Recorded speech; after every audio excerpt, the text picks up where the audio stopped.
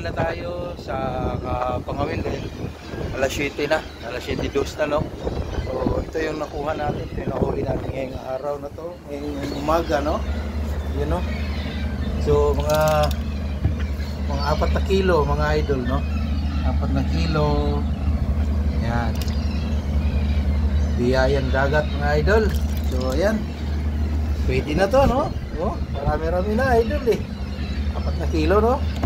Dalawa lang yung ginamit natin. Wala na tayong rod kasi putol na lahat natin. Tapos sira na rin yung ring doon sa rod. Kaya hindi na natin ginamit. So ginamit natin ngayon yung mano-mano na lang, pira-pira ng ganun. Pero nakakuha pa rin tayo. Kaya salamat sa karagatan, yung dagat mga idol. Alright, so simpleng buhay din sa barko pag nasa angkorahe mga idol. Ganyan lang, pag may tiyaga, may isda.